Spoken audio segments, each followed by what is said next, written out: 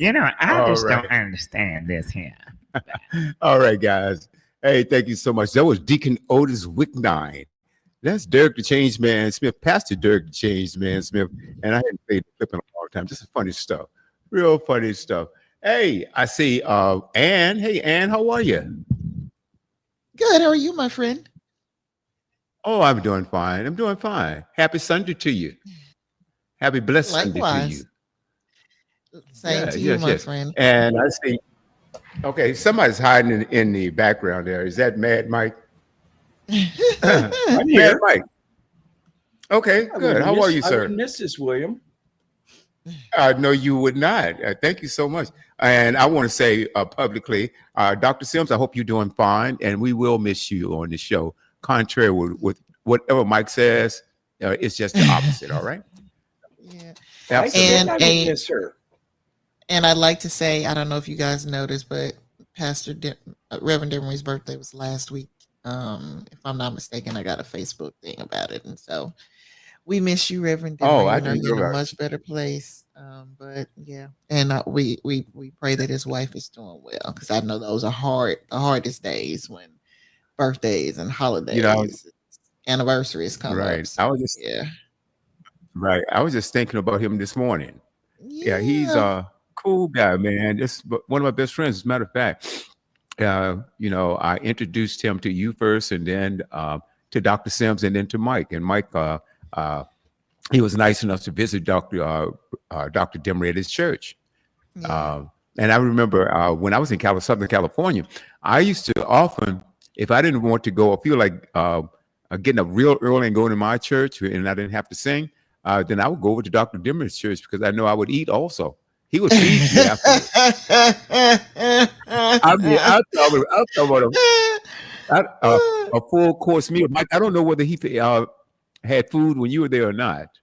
He did, and it's funny that you bring this up, because after the service, we all gathered and we were chatting and such, and I think every single lady in that church at one point or another came up and says, "Come on, baby, let's go get some food." Every woman at church tried to feed me. Yeah, it was so cool, so cool. Yep, I do absolutely. have something to add to Absolutely. that. William, you were kind enough to forward that picture. I think it was you that forwarded the picture of Dr. Demery in his dress blues from the Navy. Yes. Do you remember that picture? Oh. So I showed that because I belong to the American Legion, so I go to the local American Legions around here and support all of them. And I talked to one of my buddy who's he was a master sergeant in the Navy, and he currently works for Loma Linda Fire Department out here. I know you know what that is, William. Just stellar man. So I think he served 3 tours in Iraq or some ridiculous amount. I mean, just an incredible guy. And I showed him the picture, and I said, "Hey, can you give me some insight into his campaign ribbons and his what was on the left side of his chest?" And his eyes got big. He goes, "Oh my, he did this and he did this and he did, oh, and look at this." And he was telling me all these things, and I can't remember them. So I'm going to go back to him and research all the medals that he got. And hopefully on one of the Boomerang shows here, we can put that picture up. And then either I'll have Gil, his name's Gil. I have Gil actually come on the show and talk to you about it. Or if he's not willing to do that, then I'll just read off all of his campaign medals and such. I found it extremely interesting. That man was very humble. He didn't talk about all the stuff that he really did. He was very humble. No, he didn't. Wow. No, he didn't. Wow. The only thing that he was saying, he said, "I was a Navy chaplain." That's all he said, right? Oh, he was way more than that. Wow. Yep. That's Like a I said, blessing. he was very, very, very humble. Yep, absolutely, absolutely. Wow. Moving right along. Hey, Mike, I understand there are protests in LA, and the National Guard has been called in, and Wow. it's incredible. It's absolutely incredible. I think that's a mistake calling in the National Guard. Trump did that. The governor didn't call for the National Guard. Now, Mike, you know as well as I do, the LA Police Department by themselves have over 10,000 police officers. Okay, and they were there. That's a I lot. think they were there Friday. Yeah, and then you also have the LA Sheriff's Department there. Okay, Mm, and they could have called in, wow. different departments from local jurisdictions and things of that nature. So there was no need to deploy the National Guard. It's absolutely crazy. They're spraying. I saw a video earlier that they were firing tear gas at the protesters. Now, I understand if you break the That law, wasn't the National you Guard, deserve to though. go to jail. That wasn't the National Guard. The National Guard, they are. I saw a video a few minutes ago where they were firing tear gas into the crowds. Oh, so Yes, that's more okay. That's you can. maybe a little more recent because everything I saw when they That's were burning today. the car in Compton and all that was all local law enforcement. Right. Mm. Yeah, I think that was Friday and Saturday. Now the National Guard didn't get there until I think earlier today or last night or something like that, because he did it at 6 p.m. Eastern Standard Time. Okay, Eastern Okay. Standard Time. So, but no, that was the National Guard. So my thing is now, the mayor and the governor, they are upset, and They rightfully so, should be. because yeah, that's the governor's call. Okay, now Trump can override the governor if he wants to, but that's the governor. Typically, that's the governor's call, and I think that I'm going to look a little more into that. But like I said, now in this country, you're allowed to protest as long as it's peaceful, Right. peacefully No, burning protest. cars Now, isn't those peaceful. who, well, then you knock those up that burn the cars. That's no Agreed. need to call in the yeah, lock them up. I have no Can I issue with can I that. give you That can is I a give you a little crime. can I give you some insight Sure. into how California works with something that's called mutual aid? So in California, because of mutual aid agreements we have with the governor's office, you can request mutual aid, and I did it many times. I had as many as 9 counties, different counties from Southern California responding, and sometimes I even had people from out of state responding to some of our very large search and rescue missions and some of our protests that we had here. And I would just tap the governor. I knew the guy that ran that whole side of it. I'd call him on his personal phone and say, hey, send me the cavalry, because this is getting bigger than something that we can handle efficiently. So we would get law enforcement from many different cities and states from all over, mostly Southern California. And like I said, the Dean Christie search up in Green Valley Lake, I had 9 counties respond, some as far away as Santa Barbara and such. So you have enough mutual aid here in California where I agree with you. Gosh, we're starting to show off with me agreeing with William. I agree with William. There's enough resources here in California to easily handle this. And I can see where also bringing in a National Guard, there's 2 reasons. One is positive, one's negative. The positive one would be if things got really out of control, they could quelch things quickly, I think is the school of thought they have. And the other would be that by doing that, you're pushing back on people. People don't like to be pushed on. And when you push on them, guess what? They push back. So now instead of de-escalating the violence, they're escalating the violence in some people's eyes. So I can see, again, I try to walk the middle line here and see what both sides are thinking, or all 3 or 4 sides are thinking. Sometimes there's not just clearly 2 sides on any given subject. So I do try to look at both. I highly recommend it, by the way, William. So are they being violent? I mean, I haven't heard anything about violence. So have they been looting? Have they been destroying property? Have they been killing people? I mean, what happened?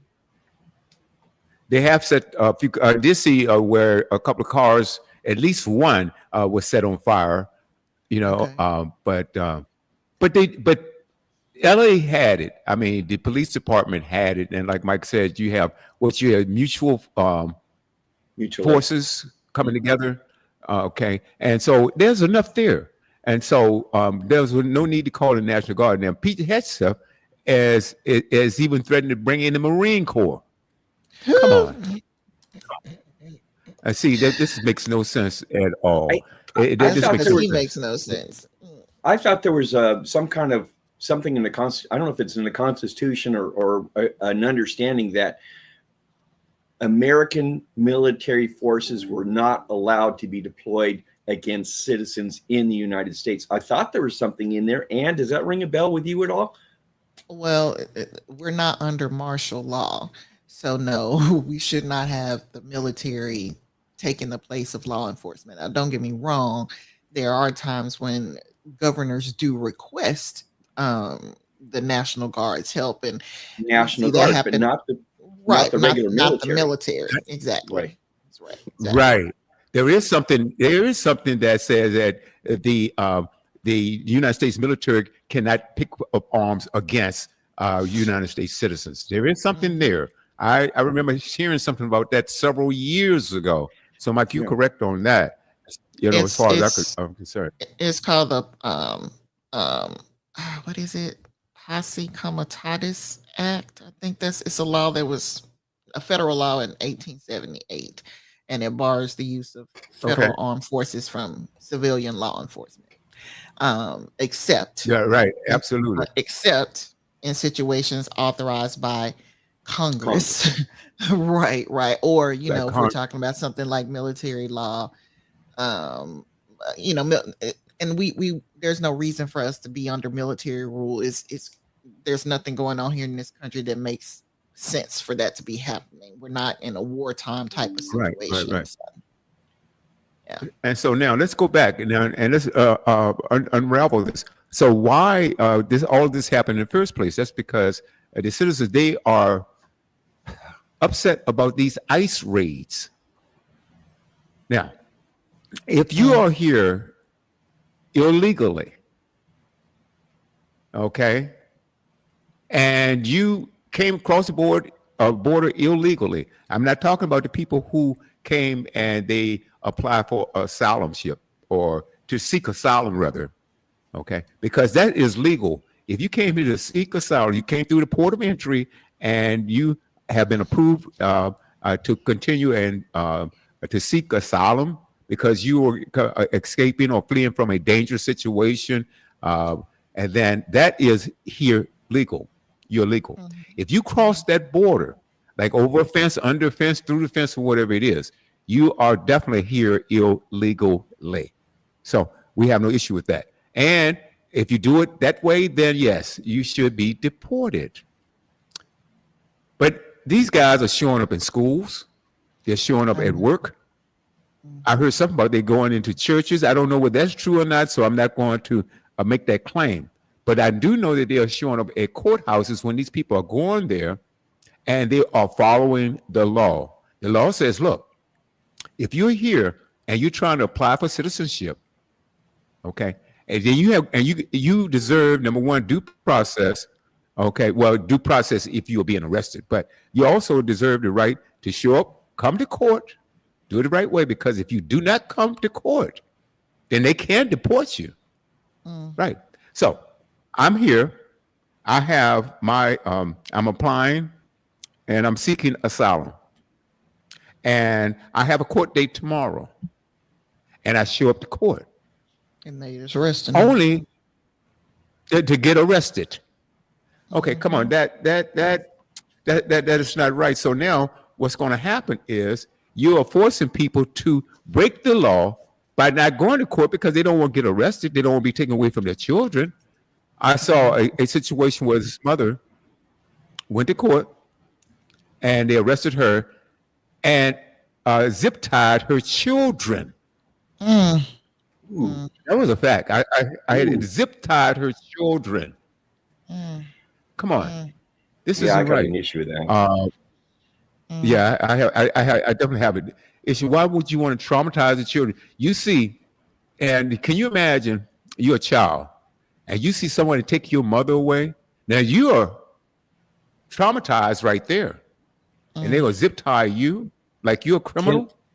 Can I ask? Yeah, go on, Mike. In referencing what you're mentioning, the children, because there's a difference in my mind. Are these young children that like are under 10, or are these 14, 15, 16-year-olds? Because, and I'll tell you why I'm asking this question, because I've arrested 14-year-olds, and one in my mind sticks vehemently.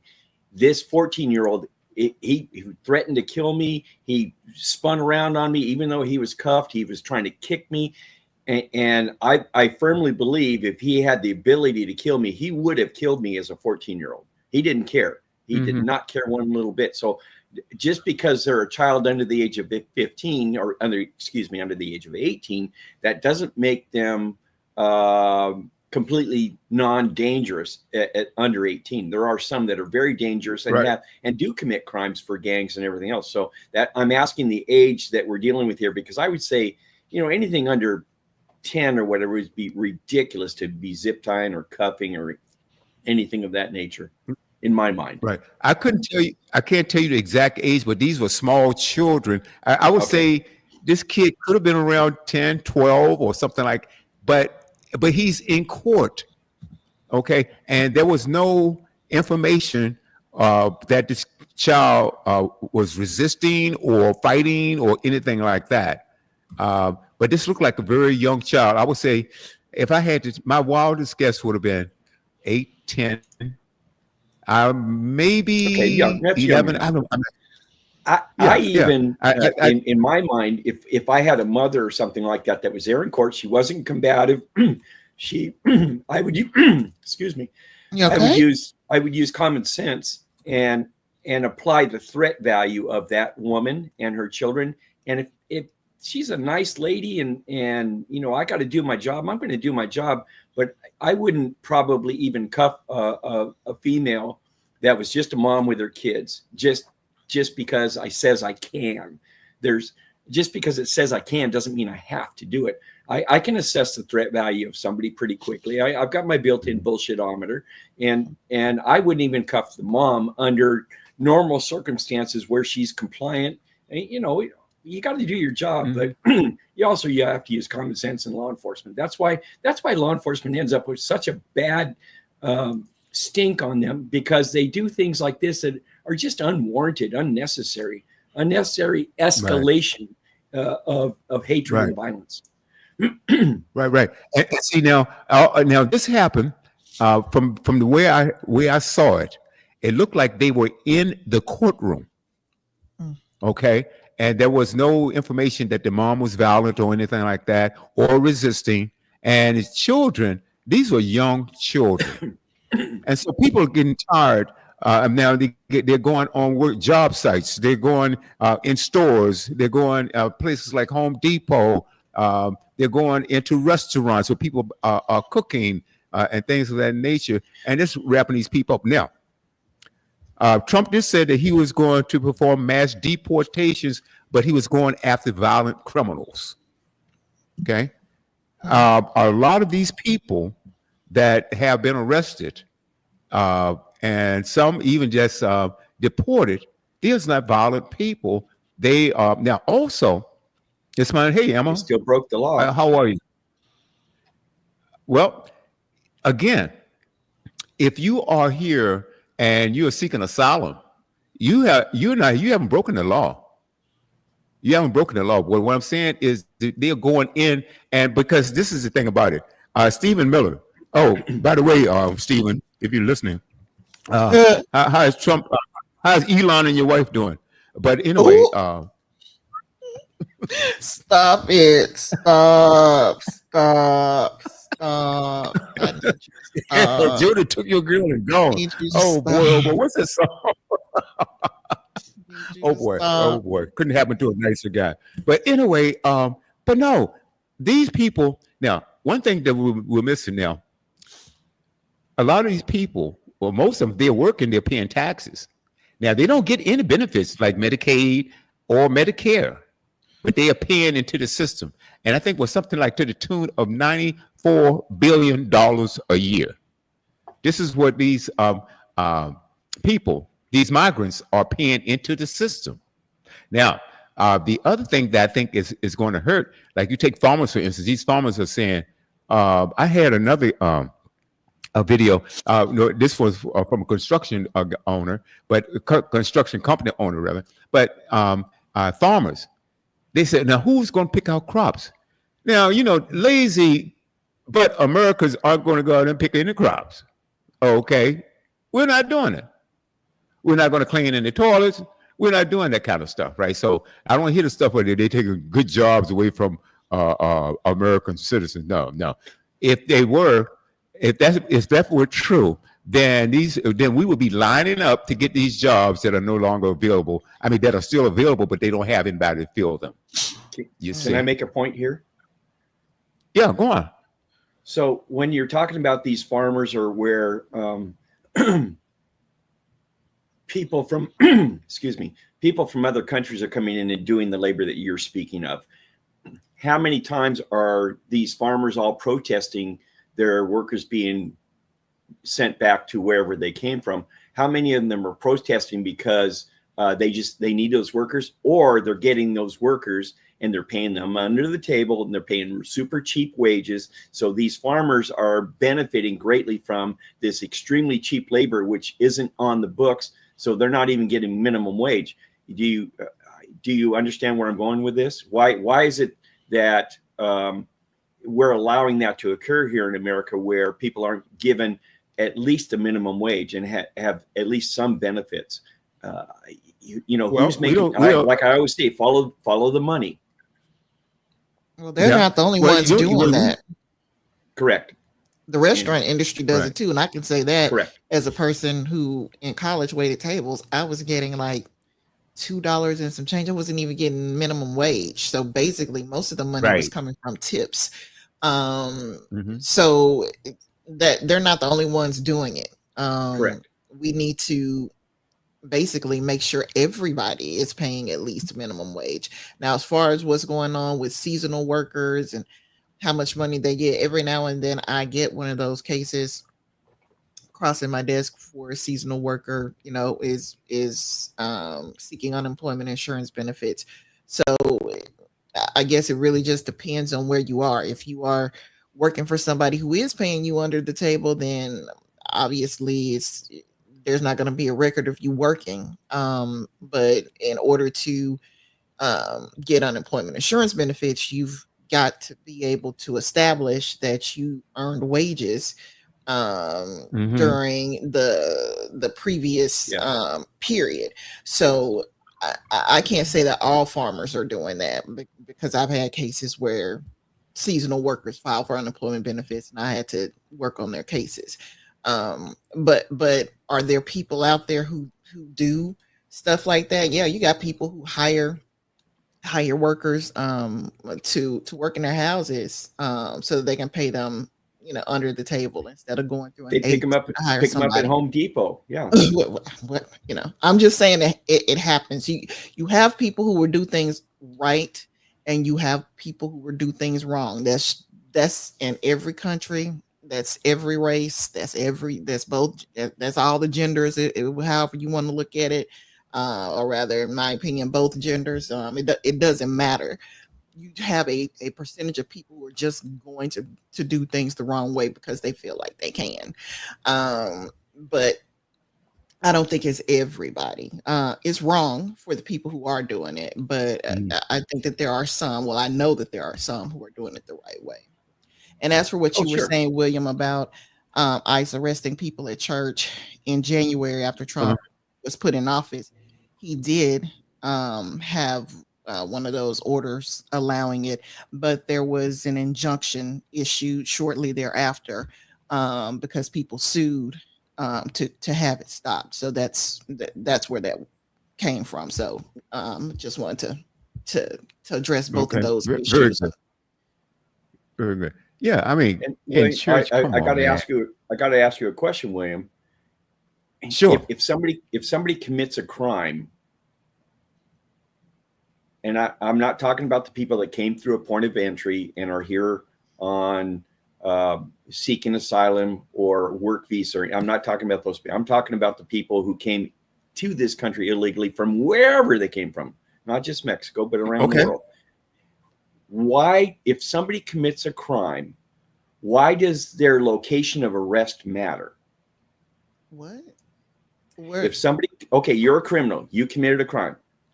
And I'm going to blow this a little out of proportion just so I can make a point here. If somebody robs a bank and they find out that this guy is that robbed the bank is at church, Mm-hmm.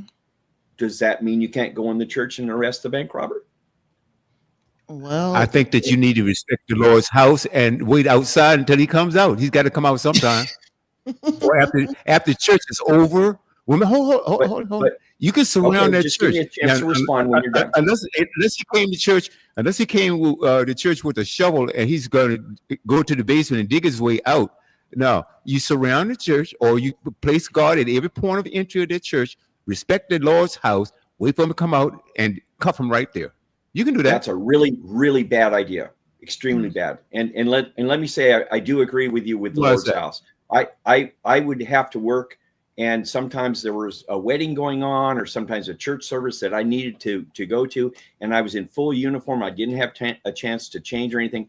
However, what I would do is I would take my weapons of war, so to speak, my guns and everything, and I would dump them into my trunk and lock them up before I would enter the Lord's house, because I was not working as a deputy when I was in that house. I was a private citizen. I just happened to be wearing the uniform, but I would take off anything that could be construed as disrespectful to the church. So I completely agree with you on that, William. I wouldn't even enter a church unless I was on the job and I had to do something and function as a deputy. But when I'm going to a wedding or something, I'm not going in with a gun on my hip, for crying out loud. So where am I going? What's the point here? Here's why it's a really bad idea. Okay, I'm going to. So here's why your idea is really, really bad, because it's going to put everybody that's leaving the church in danger, because this person could be violent. They could have a weapon on them. Now they're intermixed with all the parishioners of the church, and they're all walking out together. And now you have to ferret out this one single individual who broke the law. That's a really bad idea. If you can go in, because it's an uncontrolled situation. Don't tell me because you posted somebody at every door, it's going to make safe. Word's going to get out that there's cops outside. You know it's going to get out. Oh, there's cops outside. Well, this person's going to jump to the conclusion they're here to get me, and he's going to do everything he can to make that not happen. So that's a really bad idea, William. Don't take offense. I think I'm sorry. I just want to say I think what is maybe muddying the waters here is that people are confusing the privilege that is given when a person confesses their sins to whether or not that extends to the whole church not being able to arrest someone. So if a person, especially if it's like a priest, goes in and they confess to their priest what they did that was wrong, that was a crime. Just like when you confess with your lawyer, there's a attorney-client privilege, or a spouse tells his spouse. There's a spousal privilege. There's also a privilege that extends to the clergy so that they don't have to divulge what the person said and as they were repenting for what they've done. Now, that doesn't mean that they can't arrest you at church, but I think that's where the confusion may come in at, that people, we know that there's a privilege that extends when somebody is confessing their sins versus somebody just going to hide in the church after they, shot somebody, or, after they robbed a bank or something like that. Those are two different things. But I can see how people would marry them together and make them the same thing. But legally they're not the same. Does that make sense? Yeah, I can see a couple scenarios, and I'm gonna have to agree with Elma. People would be in danger in or outside the church. So let's say, now it depends on the situation. Say the guy robs a bank and run inside the church. Mm-hmm, mm-hmm. Well, if he robs a bank and he runs inside the church, he gonna get arrested. Now, what he says to, if he confesses to the preacher alone or the priest alone that he robbed the bank, the priest doesn't have to testify against him because of the privilege that's extended. Right. I understand. But he can be arrested. I'm not talking about that. Okay. I'm not talking about that. What are you talking about? No, they go to the guy that robbed the bank. They go to his house, and one of his kids says, "Oh no, he went to church." So now the police do the follow up, and they find his car in the church parking lot, it's a more controlled situation. Hi, Emma, by the way. I appreciate your comments. It's a more controlled situation. Everyone's sitting down. Nobody's moving. The officers go in. They extract this person under a controlled situation, just like they've done in the courtrooms, where they're extracting people under a very controlled situation, because everyone in that courtroom went through a metal detector and got searched and had to display anything they had on them that was dangerous. So now you've got a controlled environment in a courtroom, and I believe that extrapolates out to a church or any other Home Depot, whatever. It's very controlled if you have the element of surprise on the person, rather than waiting outside. The whole church knows the cops are outside, and now when they all leave, everything's chaotic. That's not a controlled situation. Moving in quickly, extracting the person before anybody really knows what's going on. The element of surprise is extremely important with keeping the officers safe and all the people that are sitting in the pews of that church. So yeah, it's different than inside and outside. Emma, sorry to disagree with you. I'm going to stick to. I've never been in law enforcement, and you guys obviously are trained to do whatever you do. But what I'm saying is that if the guy chances are, and there's a good chance, if you go by the guy's house and the children say, "Oh, he went to church," there's a good chance that he didn't take a gun with him. There's a good chance that he did not take a gun. All right, we don't know. I know some people who take guns to church. I'm just saying. You're in Arkansas. You're in Arkansas. Yeah, exactly. People would take a gun. I'm just being real. Yeah, they do. Tell you guys a quick story. I was singing with this singing group, and we traveled to LA to sing for this church. And we're in the pew, in the choir stand, sitting back, and this preacher, he's preaching, and he's sweating. He reaches in his back pocket, I guess, to get his handkerchief, and it was this big old gun on his hip. I said, "Whoa, what?" This is the first time I ever seen anything like that. The preacher had a gun in it. Yes, sir. The Wild Wild West. Crazy. Do you know how many concealed weapons permits I issued here in San Bernardino County to people that were on the church security team or to the ministers? I have issued hundreds of gun permits for people to use at their church. Now, they weren't supposed to be paid employees and use a concealed weapons permit, because that's for personal use. It's not for business use. However, these people were on security details for the churches, and some of them were the ministers. Oh, I believe it. Oh, I believe that. Especially after what I saw, that was one of the biggest guns I'd ever seen. I'm saying, this guy looked like he got a rifle on his hip. They don't play. They will go to church with a gun. Yeah. Well, think about this. There's money in that church, isn't it? There's money in that church. Well, yeah. They personally, now everybody there has a few dollars. And some people there are some wealthy people that go to church every Sunday. Right. Yeah. And then there's the collection when they count the money. Absolutely. As a matter of fact, the trustees, they used to, after the collection baskets were passed at the church that I went to, Dr. Dimmer went there also. He was an associate pastor before he got his own church. And they were instructed after they collect all the baskets, is that there were a line of them that had to walk through from the front of the church all the way to the money was brought up to the front. They put it all together, and there was a line of them that walked quickly out to the rear of the church and out into the trustee's office.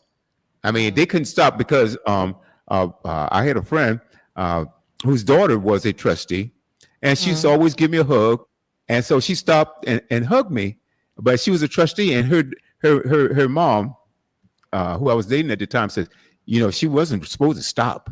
I said, whoa, I didn't know that. I had no idea. But the protocol was, once you collect that money, you rush to the back. You don't hesitate. You don't stop. You just keep going, right? So they are well aware that there are people that come to church and not for a good reason, not for good reasons. You see. So anyway, so the ICE raids, I think that I think there's a better way to handle that, to handle these things. Like I said, to go to schools, go to churches, and if Now you that's want different.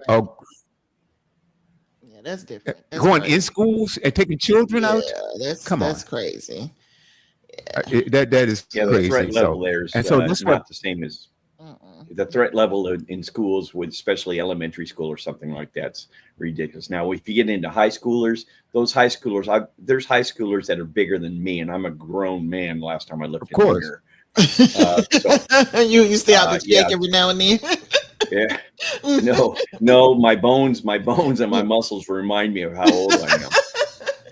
So Again, yeah, if there's a high schooler and that high schooler has broken the law, now they arrested. As a matter of fact, there was one. As a matter of fact, I forgot his name. I saw a video on him today, and this was an honor student. Yeah, yeah. There was an honor Didn't do student. anything He wrong. played in the band, and they locked him up almost a week ago on the way to soccer practice. And he said he was I remember 18 years old, and he was in there with 35 and 40-year-old men. And he said that, and the living conditions there.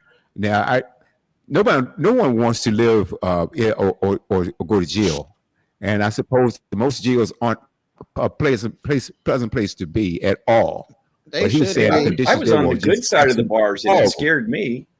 Right. I was on the good side of the bars, and I hated it. But I gotta say, I'm glad that Mr. Abrega is back in the United States. I mean, I know they arrested him again for some trumped up stuff as soon as he got on American soil. But the difference between an American prison and a prison abroad is completely different. I mean, he's probably being treated much better here in the States. Not to mention the fact that his family can actually visit him, because where he was before, I don't think they were allowed to get visitors at all. And not only that, he was in another country. So, at least his wife and his kids can put their arms around him and hug him, and at least, come to see him on weekends or whatever. I'm happy for him and his family that, they've got, we're not surprised, Mike.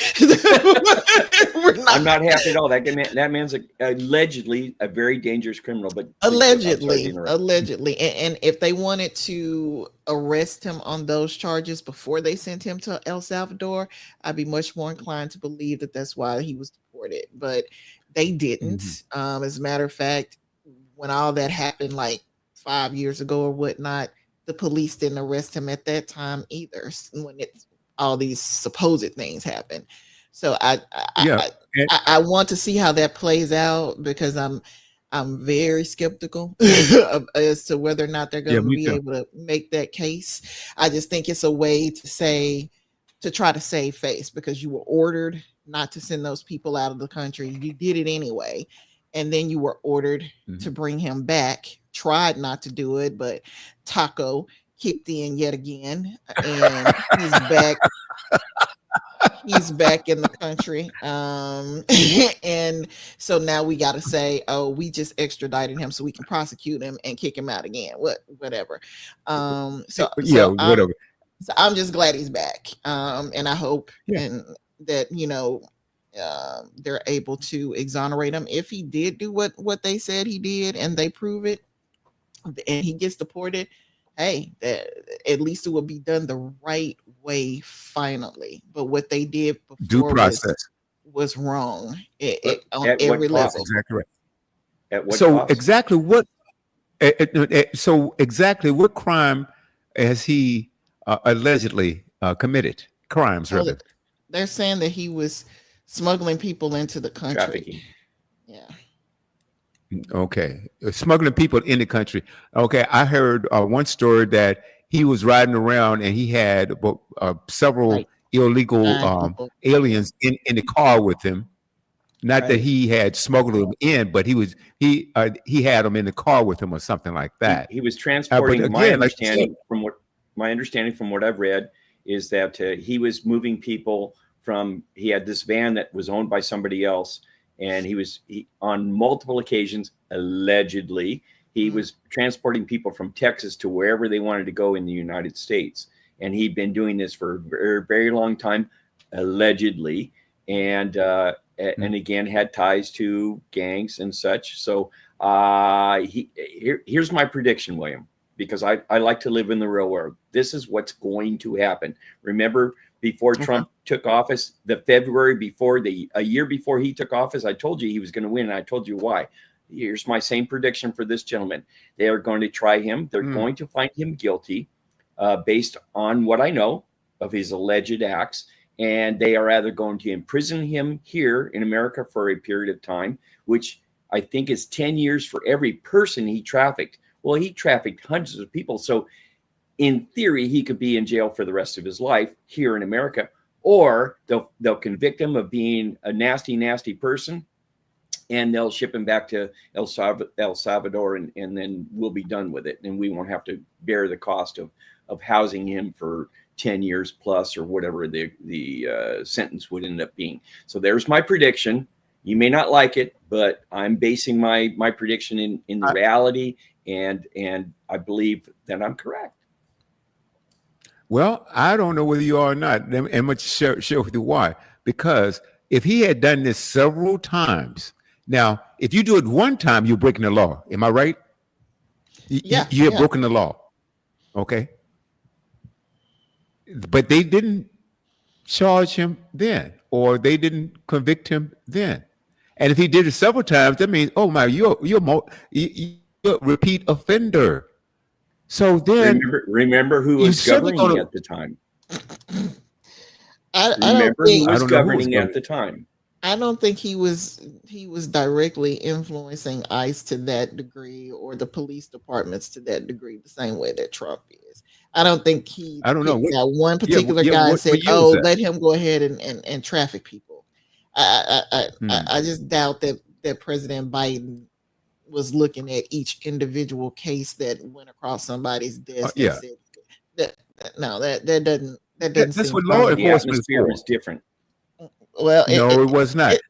Yes, it was. Because as a matter of fact, no, it wasn't. It wasn't. Biden had nothing to do with that. That happened at whatever jurisdiction that was in. It's up to them to. They arrested plenty of people. The atmosphere not only did they arrest people, look at the difference of deportations during Biden. Looking at the deportations under Trump, they're vastly different because the atmosphere and the governance was immensely different at the time. Then some things were politically correct that are not politically correct anymore under Trump. So the atmosphere was very different. The governance was different. Trump, as a matter of fact, President Obama deported more people than Trump did during his first term. Okay, he most certainly did. And then also Biden's numbers, he deported a lot of people. I don't know what the figures are, but that had nothing to do with this. Biden is not going to look into each and every case that happens on a local level. If someone robs a bank, whether it's Trump, whether it's Biden, whether it's Obama, they're not going to look at that. That's how immigration is different than robbing in that particular city and in that particular state. We don't need the federal government to be involved in that. But what I'm saying is that if the guy broke the law, okay, if he broke the law by smuggling people or doing whatever you guys say or allegedly did, okay, then they should have arrested him then. They should have charged him then, because based on what I know about that, then that was a crime. And people should have, but they didn't. And you know why they didn't? Because it wasn't okay. It had nothing to do with Biden. They were told, hey, nothing to do with Biden. Leave this one alone. This isn't a bank robbery. This is immigration. Leave it alone because the powers above don't want it touched. So they were instructed. No, that's I don't.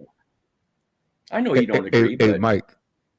I know I don't agree. You just want to. Well, good. I'm glad you're not surprised, because no, I don't agree with that. Biden had nothing to do with that at all. Because see, the thing about it is, Biden personally. I think it's everything below Biden. It's just like some things were like, okay, right now don't do this, because the atmosphere politically is different, because the Congress was in charge, or the people in charge in Congress were very liberal, and the LGBTQ plus were hands off. The illegal immigration was hands off. So these things were just they were told to just leave it alone.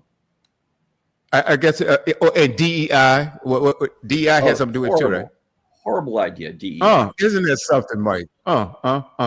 Yeah, Mike, that's sad. Your argument is sad because, like I said, people were being arrested. People are arrested in this country every day. It doesn't matter who the president is.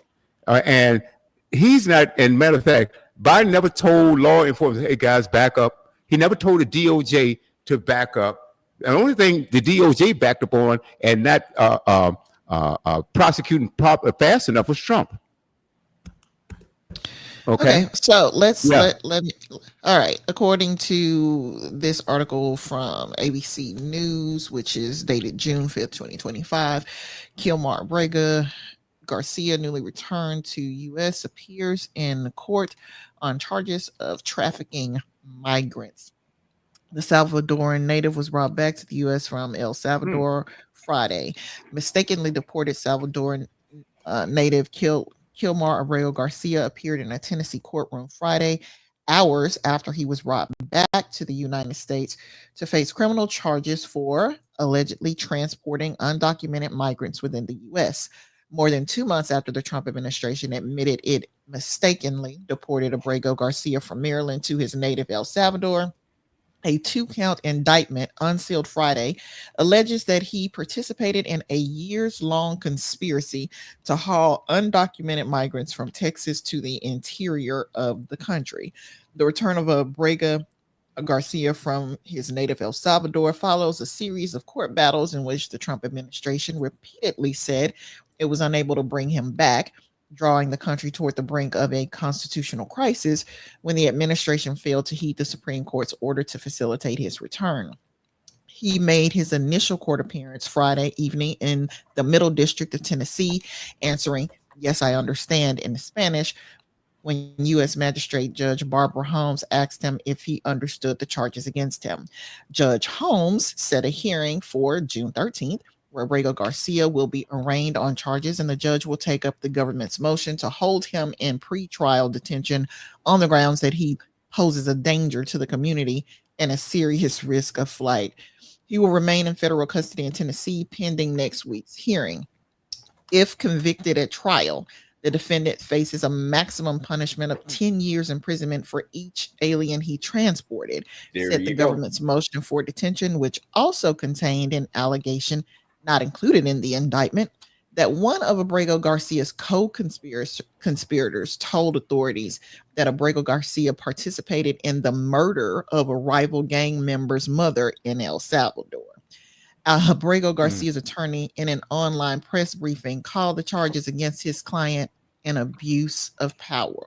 They'll stop at nothing at all, even some of the most preposterous charges imaginable, just to avoid admitting that they made a mistake, which is what everyone knows happened in this case, said attorney Simon Sandoval Moshenberg. Mr. Garcia is going to be vigorously defending the charges against him, the attorney said. The decision to pursue the indictment against Abreu Garcia led to the abrupt departure of Ben Schrader, a high-ranking federal prosecutor in Tennessee. Sources briefed on Schrader's decision told ABC News. Schrader's resignation was prompted by concerns that the case was being pursued for political reasons, the sources said. Schrader, who spent 15 years in the U.S. Attorney's Office in Nashville and was most recently the chief of the criminal division, declined to comment when contacted by ABC News. The alleged conspiracy spanned nearly a decade and involved the domestic transport of thousands of non-citizens from Mexico and Central America, including some children, in exchange for thousands of dollars, according to the indictment. Abreu Garcia is alleged to have participated in more than 100 such trips, according to the indictment. Among those allegedly transported were members of the Salvadoran gang MS-13, sources familiar with the investigation said. Abreu Garcia is the only member of the alleged conspiracy charged in the indictment. Attorney General Pam Bondi, at a Friday afternoon press conference, thanked Salvadoran President Nayib Bukele for agreeing to return Abreu Garcia to the United States. At any rate, I think those are the highlights of that particular article. I think it's very telling that a prosecutor decides that he is going to quit. As you know, prosecutors have discretion as to who they will and will not charge. Very Mhm. often they go for the cases that they know that they can win, Slam and dunks. they charge you with everything that they can and stick Plead with it down. and then yep, they'll plead it down. They'll go and when they get to the point where they're at the trial, they go with what sticks. So this particular person leaving his job is concerning. Let's just put it that way. It makes this look even more suspicious than it already does. Let's just put it that way. Right, right. You mean to tell me he broke the law that many times and he's still walking the streets? That makes no sense to me at all. But like I said before, Trump's first term, Trump conducted 1.9 million deportations. Okay. Biden's term, as of January 2025, Biden conducted 4 million deportations. Okay. Now, let's see. Let's see. Yep, absolutely. And I think that that Obama, I forgot how many President Obama deported, but it's my understanding that President Obama deported more people than Trump did. So I know he ran on it, but see the thing again, like he said, he was going to end stop inflation. He was going to gas prices going to go down on day one. He said he's going to stop the war in Ukraine, and he gaslighted all of us. Well, not me, because I didn't believe anything the guy said, because the first time they were tracking it. I mean, how many times has any president or any politician had someone track the number of lies they told? And I think it was upwards of 30,000 by the time he left the office. But no, Mike, Biden. Well, yeah, well, I'm not both sides in this thing. I'm just talking about him. Okay, I'm not going to water this down. We talk, but if you want to talk about somebody else, then let's talk about it. Isn't that convenient that you're going to focus on one and you won't look at the whole, the grander picture? Yeah, because this is why are you focusing on just one? Isn't that convenient for you? Because this is what I choose to talk about. Okay, now you can talk about whatever you want to talk about. Nixon never lied. Reagan never 30,000 times. Please give me a break. You can take. I guarantee you. You take every president that ever served in the United States, put them all together, and put all of them together, and they haven't lied 30,000 times. Oh, please. Yes, politicians lie. We know that, Mike. But this is, it's not an equal argument. Yeah, they all lie at some point in time. Yes, but nobody has lied as much as Trump, because nobody even bothered to track the number of lies that any other president told, except for him, because it's so excessive. He lies every day. You know that. But the point that I'm getting at, so did Clinton. And the point I made, the point that I'm getting at sexual relations with that woman. Yeah, okay, we all believe that. Okay. All right. He tried to argue what the word is, what the definition of the word is. I mean, how ridiculous can you get? Please, Mike. I don't. I'm trying to read the comments here at the same time. I really don't care, because it's apples and oranges that we're comparing right now. Nobody has lied as much as Trump. You know what? Nobody. I will say this about America, about American politics. Republicans love to bring up President Clinton. I will tell you this: when it comes to Clinton and when it comes to Trump, there were two things that folks knew. You knew they were womanizers from the moment they were. From the moment you elected them, you knew it. We knew it in Arkansas, because it was always something talked about. He's a great governor, but he couldn't keep it in his pants. And that was one of the things that people talked about when he was campaigning. Everybody knew it. You liked him, you elected him anyway. Same thing with Trump. You knew he was crazy. You knew he was a dirty dog. You knew he was a liar. You knew he was a cheat. You knew he didn't pay his taxes. You knew he cheated on his wives. You know all of this. And yet there's a group of people who like him because he fits their narrative of what makes America great, because they basically are just like him in a whole lot of ways, whether they're racist, whether they're rich and elitist, or whatever the case may be. They like him, period. And so despite everything that they knew about him, they voted for him anyway. So at the end of the day, it doesn't matter that you had the fact that Bill Clinton lied about having sex. You knew he did that. That was something that was known before you put him in office. Same thing with Trump. You knew he was a convicted felon when you put him in office. You knew that he didn't care anything about the Constitution when you put him in office. You knew all of this, and you did it anyway. So I don't really care what happened with Bill Clinton. At least he was a womanizer, but he knew how to do his job. He was competent. Otherwise, he was incompetent husband, but he was a very competent politician otherwise.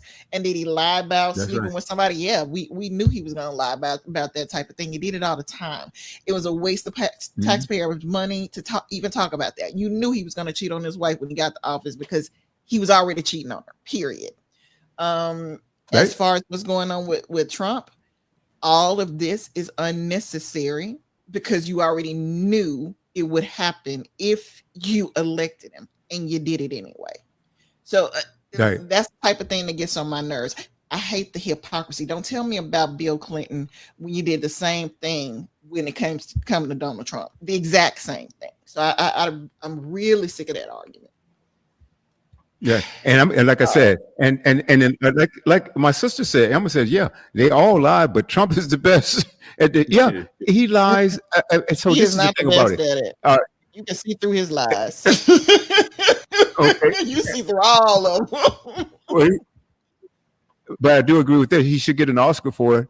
Okay, but the thing about it is, okay, all right, and that's fair also. And but the thing about it is the difference between him and Bill Clinton and even Biden and Obama. Trump doesn't know how to govern because he's taken this. The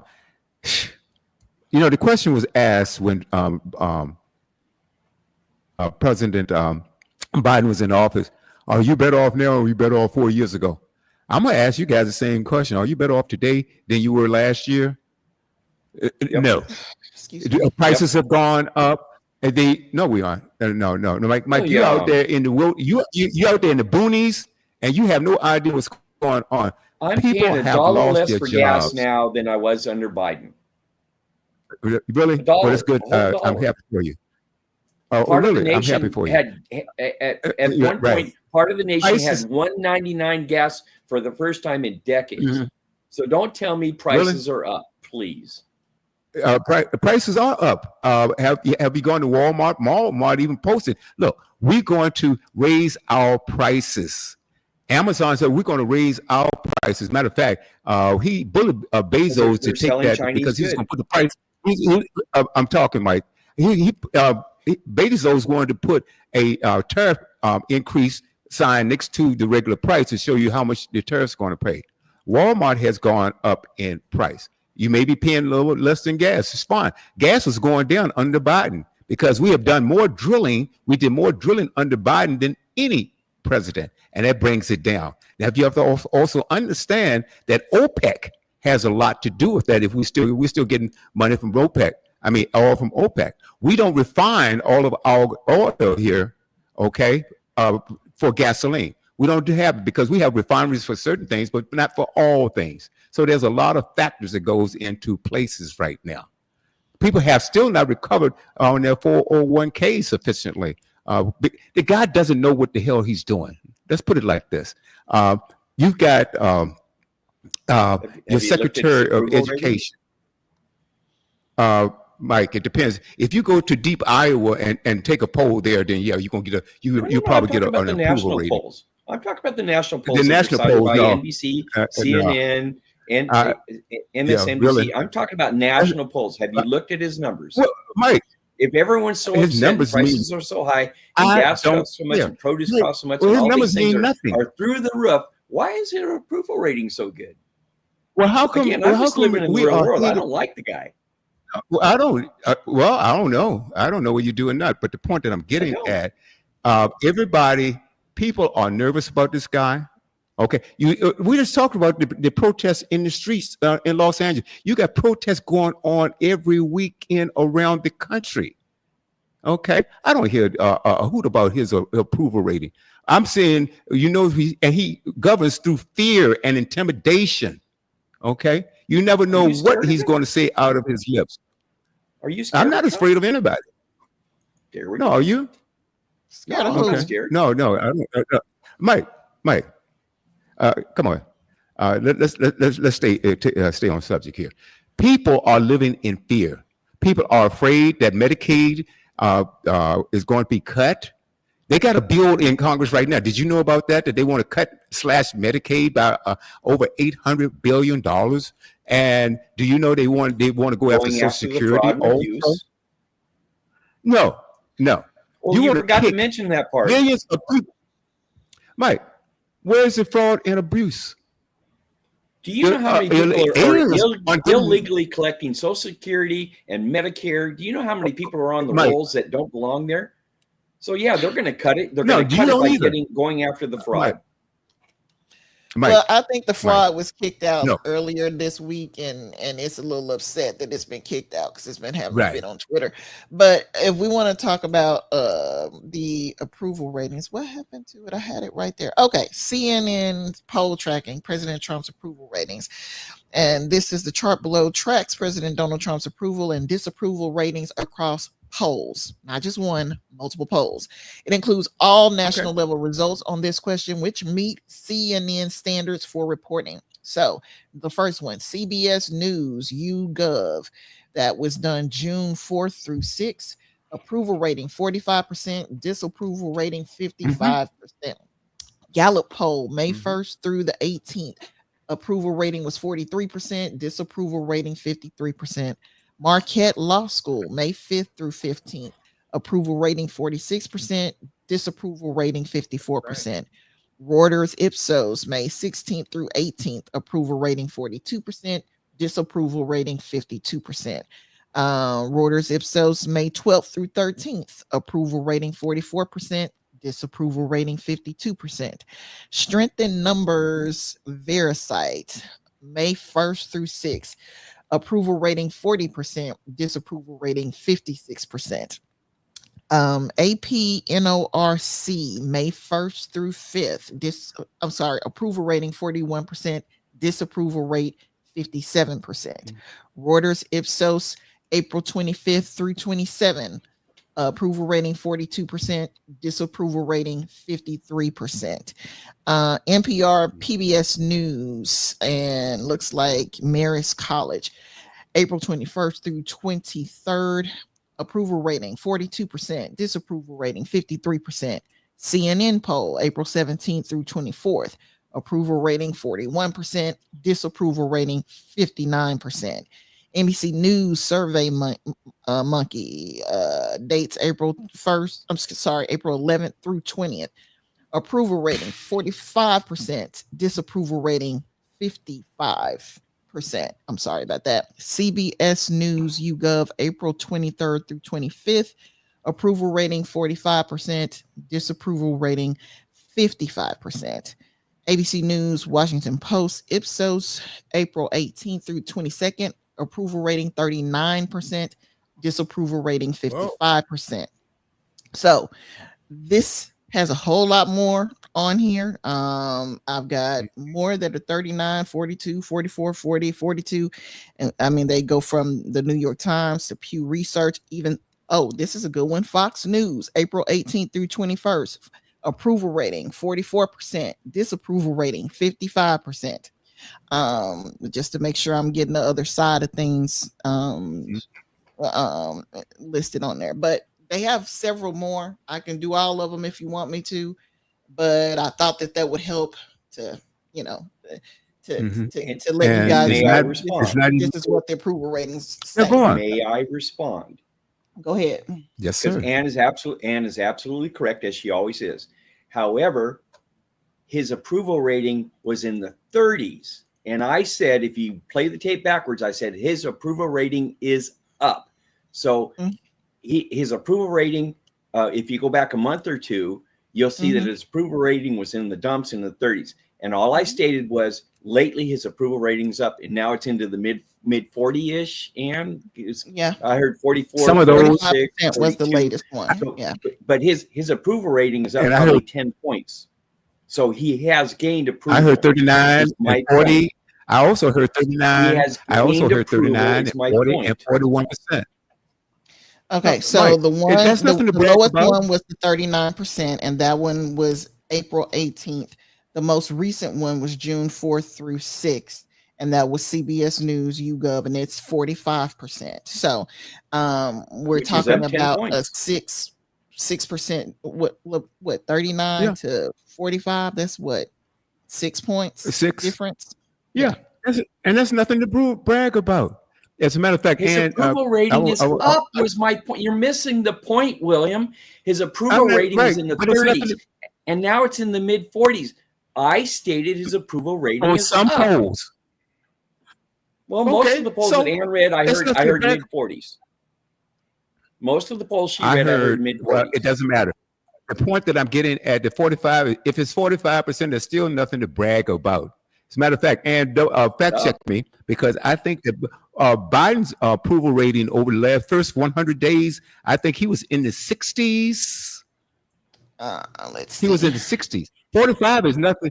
Yes, sir. I believe so. I'm asking Ann to fact check me if she will. The point that I'm getting at 45% is I don't care if it's up. I don't care if it's sideways. 45% is nothing to brag about, and he has gotten nothing done. Okay. These so-called deals that he's signing, 90 in 90 days. Okay. No, that's not happening. He signed, he had a supposed deal with the EU. And you know what that deal was? It had to do with Rolls Royces, luxury cars. It had to do with luxury cars, but it had nothing to do with staple items that we need over here in the United States. I went to a major grocery chain here last week, I believe. I walked in, and some of the shelves are empty now. Come on. The guy is doing a horrible job. He's always done a horrible job. The only reason why he ran for president was to get a get out of jail free card and make himself a ton of money. As a matter of fact, he's made about $1 billion a month for the last 3 months, and that doesn't bother you. He is selling out this country. He had that doggone meme coin dinner at Mar-a-Lago, and the guys who contributed most to those meme coins, they supposed to have access to him. And some of these were criminals. Oh, and Biden never did that. There was one guy. No, he did not. Where's the Biden meme coin, Mike? He doesn't. You know what? Where's Biden meme coin? I don't care. I don't know. Can you put up Emma's? I agree with Emma. You should be clear. You should care. You should. Can you put up Emma's care. Comment? I would put it up. I agree with her. Okay, so it says here on the American Presidency Project, President Biden's approval ratings first 100 days was 57%, disapproval 40%. Thank you. You're welcome. Yeah. So the point that I'm getting at, this guy does not do. You shouldn't care. But see, there's something called the emoluments. I don't know. As a former police officer, Mike, you have a problem with calling out a criminal when he's a criminal. There's something that called the emoluments clause in the Constitution of the United States. Mike, will you please stop talking over me, please? But you're saying I don't talk over you, please. Correct. Mike, I'm telling you. Look, Mike, let me finish. We're not doing this today. The point that I'm getting at, we do it every day. It's something called there's something called and verify this, if you will. There's something called the emoluments clause in the United States of America, where the president cannot enrich himself while he's in office. Right. And since he's doing that, he's breaking the law. Will you please acknowledge that? May I respond? Well, that's a yes or no. Did he break the law or not, Mike? Everything is not as clear as yes and no, and you damn well know it. It is. For Pete, may I respond? Without gaslighting, May I please. respond? The floor is yours. People in governmental positions, whether you're in law enforcement or firefighter or government, whatever section of government you might be in, from city to county to state to federal, taking gratuities in return for favors is wrong and should not be allowed. And that's why the emoluments clause exists. Okay. I know that. I said that. I asked the question. Did he break the I'm law? agreeing with you. Oh, that's twice on the show I've agreed with you. Well, Okay, good. so I'm glad the, to hear that. Sorry, the Ann. emoluments clause is Article 1, Section 9, Clause 8. No title of nobility shall be granted by the United States, and no person holding any office of profit or trust under them shall, without the consent of the Congress, accept of any present, emolument, office, or title of any kind, whatever, from any king, prince, or foreign state. So, problem number one, we have a $400 million gift of a plane. Problem number two, it has to be approved by Congress before you can accept it. Problem number three, the person who accepted it is the president of the United States. So, I think who owns it? Trump owns it. From what No. I understand, they're giving it to him, and when he leaves office, it's going to go to his library or whatever. It's not going to be property of the United States because it sounds like a gift to him. It is the property It of is. the United States Air Force. It does Well- not belong to Trump. Well, the United States Air Force, Trump, nobody can accept that unless Congress gives consent. And That's they right. aren't doing their jobs because they should be all over this. They should be all over it. And never And should the Let them do the agreement job, is but it's it's not. belong- It doesn't it- belong it- to Trump. if It they- belongs to the U.S. Air Force. If it goes That's through. not true. But then how come he can take it with him when he leaves? They're trying to skirt It's the not law his by saying, personal well, it's going to his library. So that means that I understand where you're going with this. I understand Force- it's a little sketchy, but for you to say that it a belongs little to Trump, sketchy might. A little sketchy, it might. If it belongs to the United States, it belongs to I the don't United like States. As a matter, as it belongs to the United States, if it belongs to the United States. If it belongs to the United States, then he can't take it with him when he leaves. As a matter of and fact, you made a very good point last week. Here, third time I'm going to agree with you. You made a very valid point last week in that the two planes that are going to be created by Boeing, I believe it is, that's the two planes used for the president, are in the works. They've been in the works for a long since Trump was in office the first time. And that's true. Your valid point was to retrofit this gift to America from overseas would cost tons of money. And by the time it's deployed and ready for a president to use, it's going to cost all that much more. So that was your point from last week, and I completely agree with it. It's just dumb to take this gift. On many levels, it's irresponsible to take this gift. It is, and like you said, and I did say last week that it could cost up to $1.2 billion to retrofit that plane, and it's a 13-year-old plane. The two that's coming from Boeing, they're brand new planes, and it's going to have everything that it needs. So, but see, not only did he break the law on that case, this meme coin deal. Okay, that's the same thing. He's enriching himself while he's in the White House. You take is a Cutter that's allowing him. I'm not exactly sure who's paying for it, but they well, he doesn't have $5.5 billion, so I think they're giving him $5.5 billion to build a golf course there. I know in Dubai it's going to be a luxury hotel.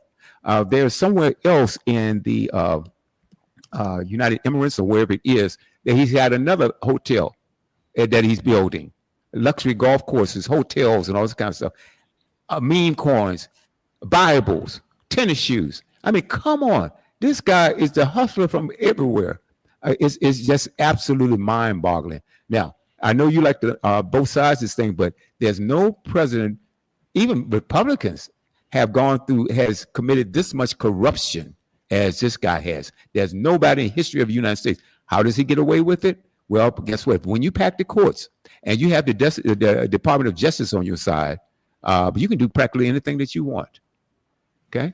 So, but anyway, I want to move on. We've got 45 minutes, and there's an article that I read, and people are getting increasingly, Emma says, she breaks the law, she going to penitentiary. He broke the law, he goes to the White House. Oh, how does that work? Okay. So, but anyway, AI and robots. Remember, we started talking about AI last year. And Mike, you brought up a point that, with the advent of AI, there are going to be more jobs. And I was thinking about that. What kind of jobs, if you're replacing all the jobs, and what kind of jobs going to be left? I saw an article, actually I saw a video of the store that's being completely operated by AI. You go up to the store, you scan your card or whatever it is, it lets you in, you pick up whatever you want, you scan your groceries and you walk out.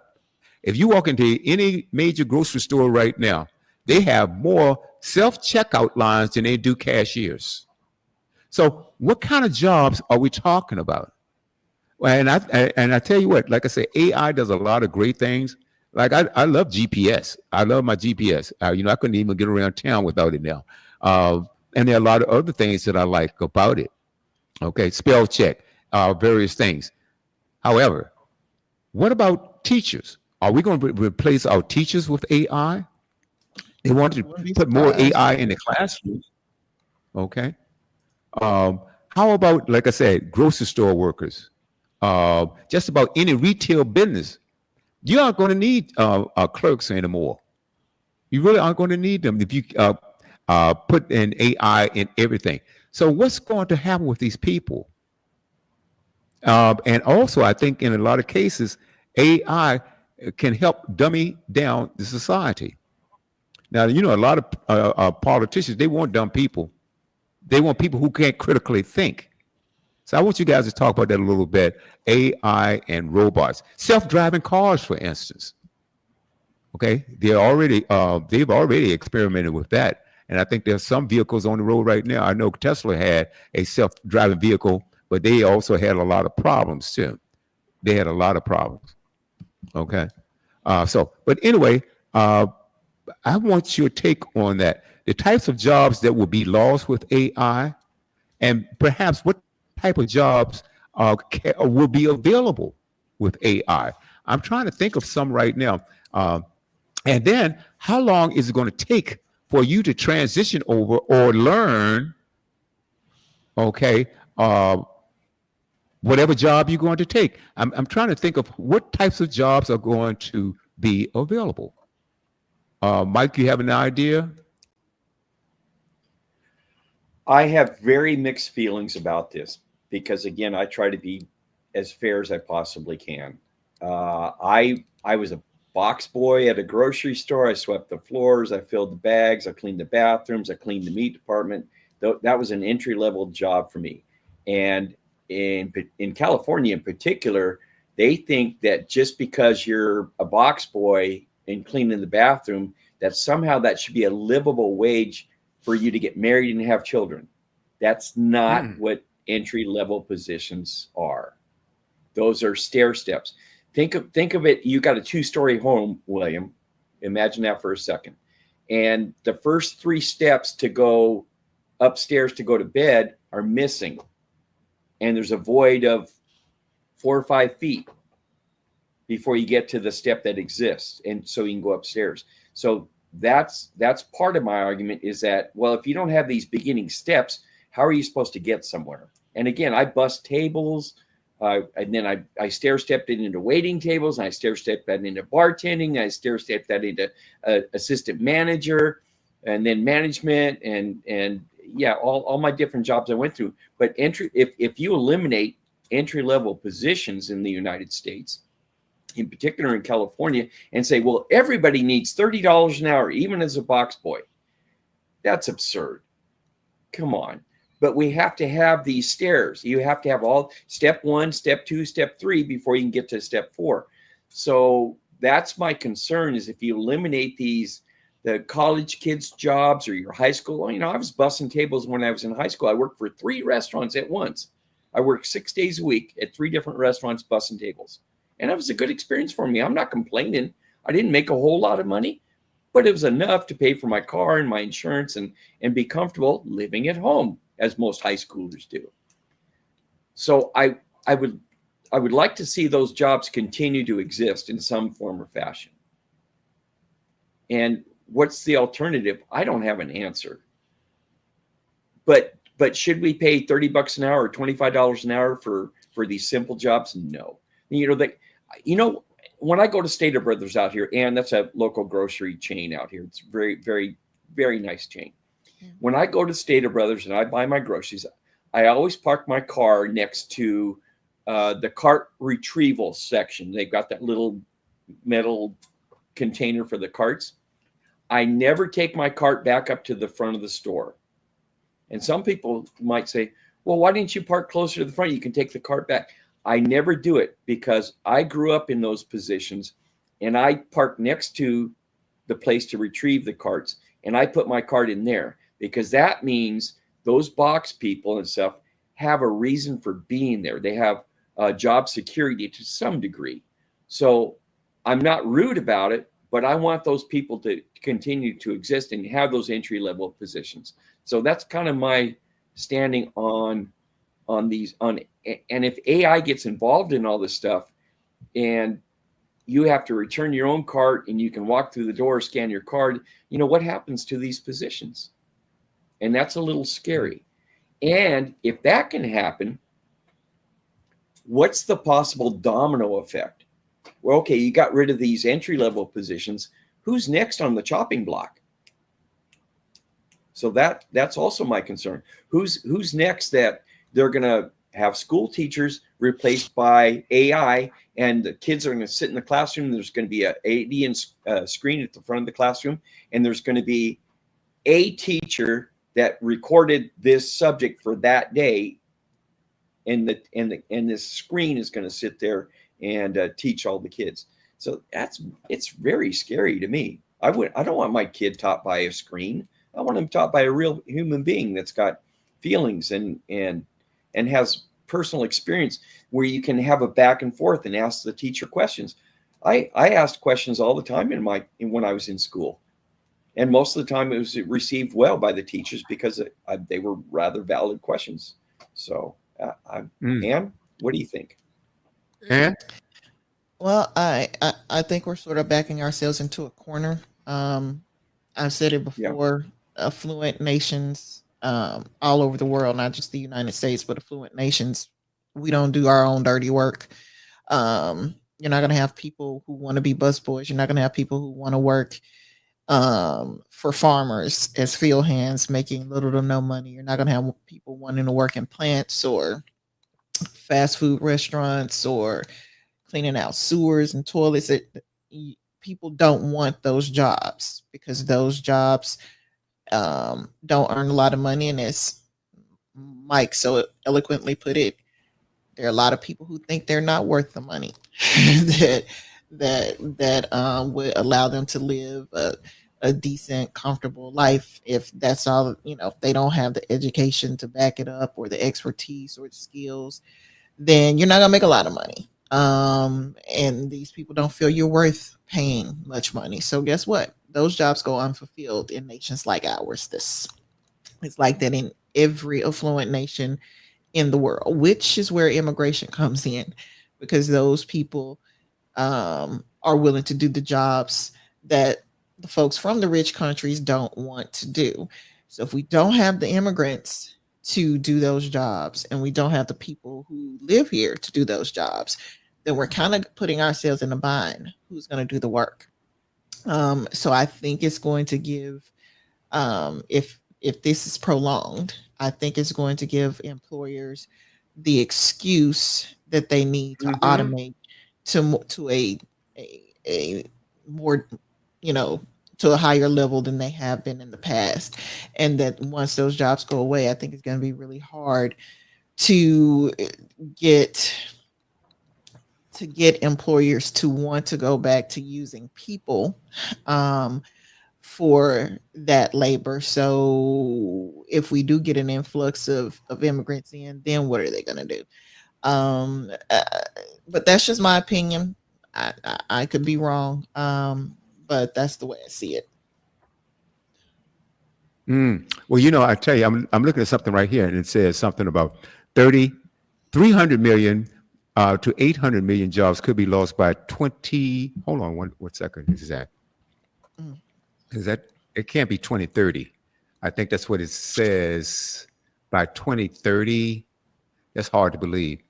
Okay, yeah, 300 to 800 million jobs potentially replaced or significantly altered by 2030. While these numbers may vary on the study and speed of AI adoption, they highlight a substantial shift in the job market. That's according to Goldman Sachs, McKinsey, PwC, McKinsey Global Institute.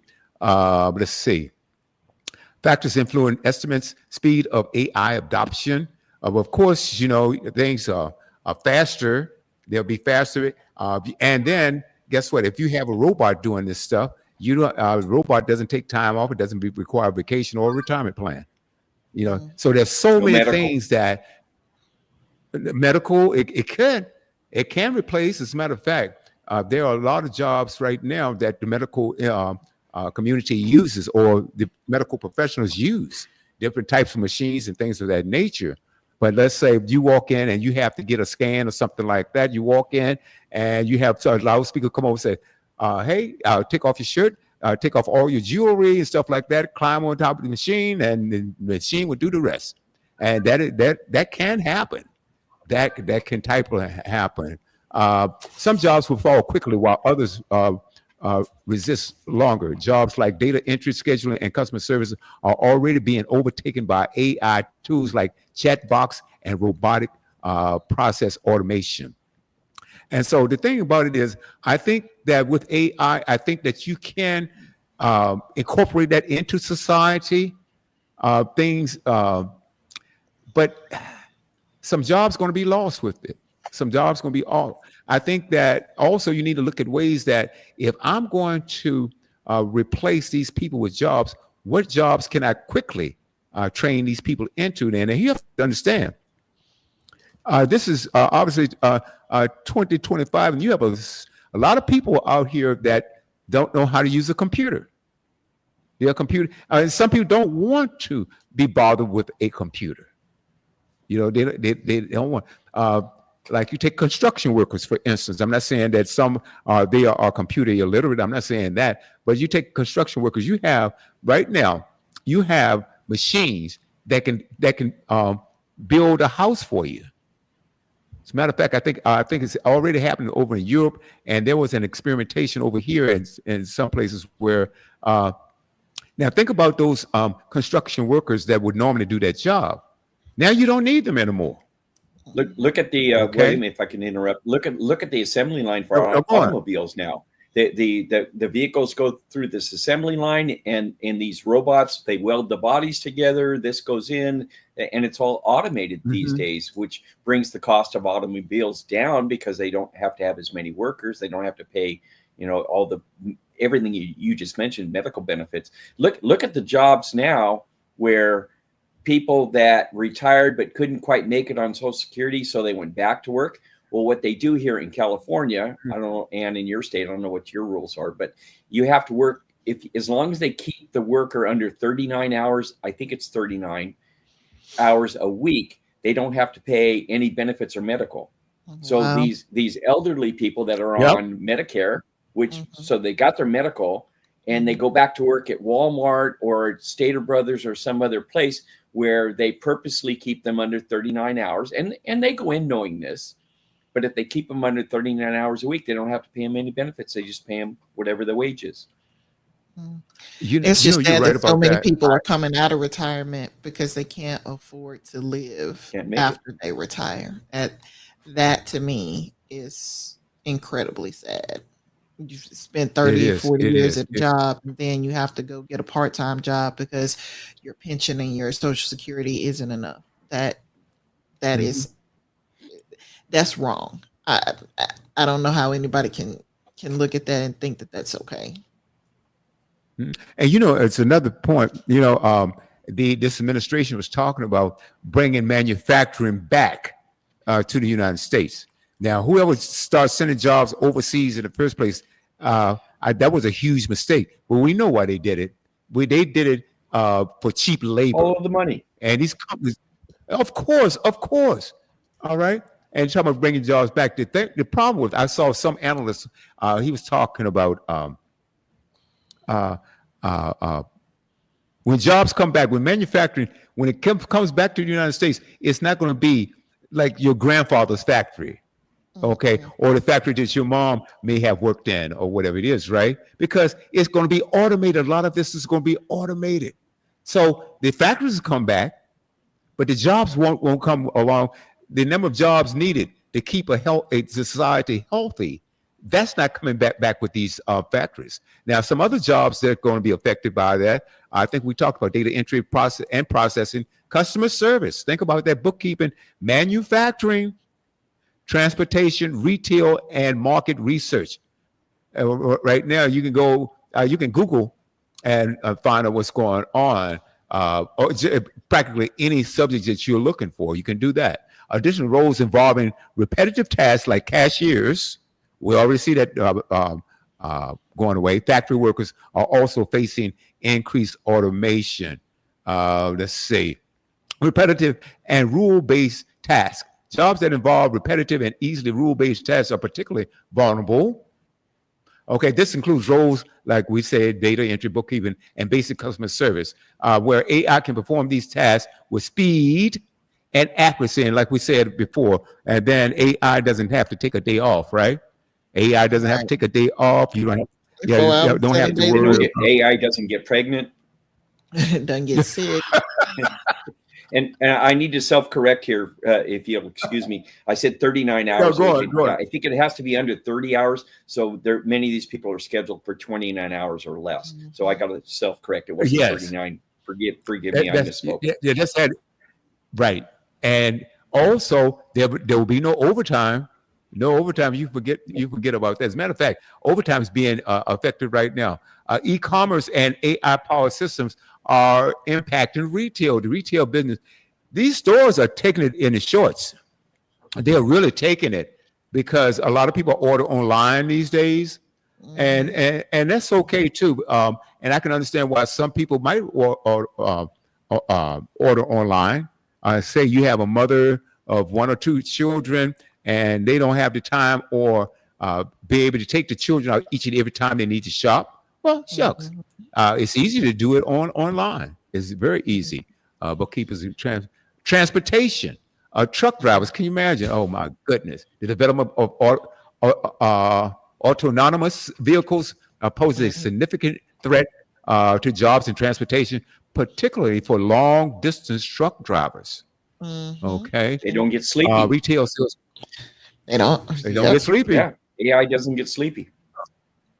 Okay, let's talk about some jobs that cannot be replaced by AI. Jobs requiring human judgment. Well, see, they're already trying to mess around with that too. Right. Doctors, judges, like Ann. Creativity. Yeah. Wow. You would think. I wouldn't. And I wouldn't be surprised if they tried it. I wouldn't be surprised.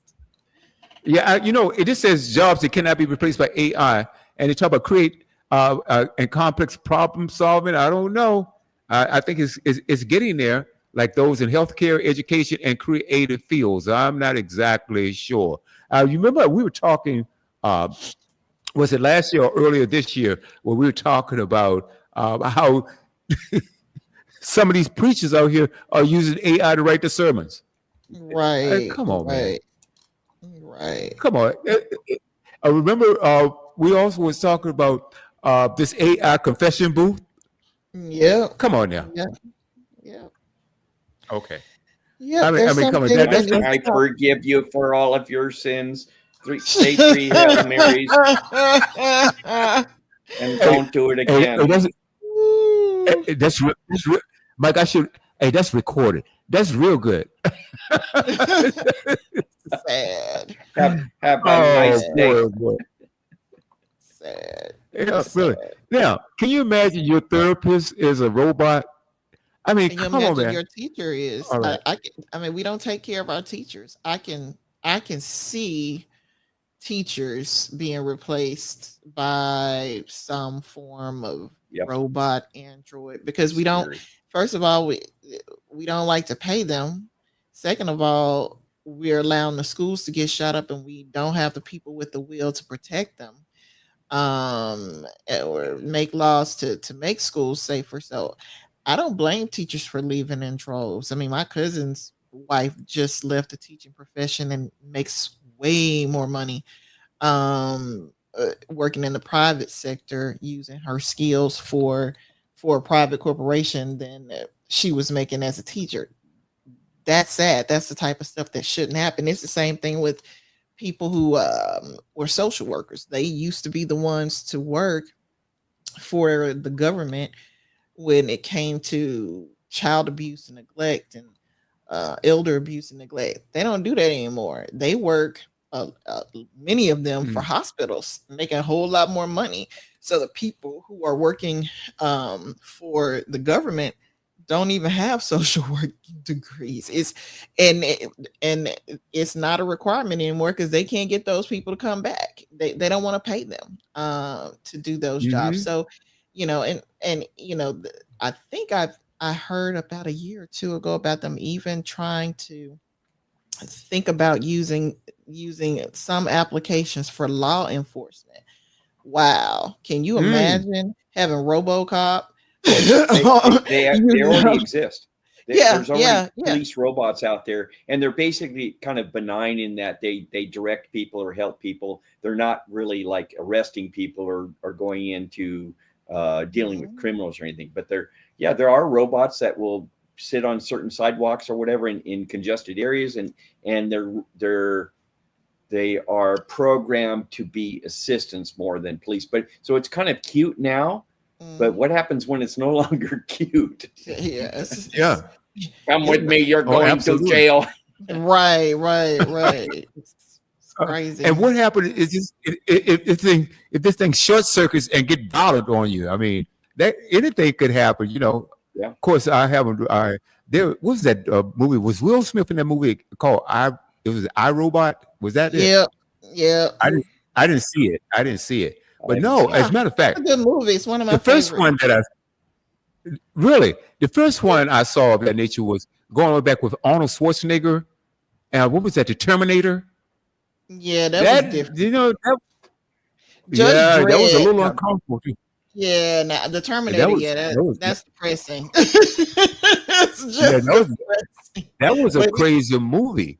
Yeah, but he wasn't a cop. He was just a robot from the future, and where the artificial intelligence had taken over and pretty much killed all the humans. I mean, but it was the same thing with like the Matrix. I mean, that kind of stuff can get really depressing but that brings me to the question. You've been predicting this. The people, on that side of things have been predicting that if they ever built this and that these things will go rogue and turn against humanity and all that. And if you've been reading the headlines this week, there was a lot of talk about the artificial intelligence being deceptive and whatnot. When they were testing them, it's happening a whole lot more. One single video that's responsible. No, go on. I'm sorry. No, it's okay.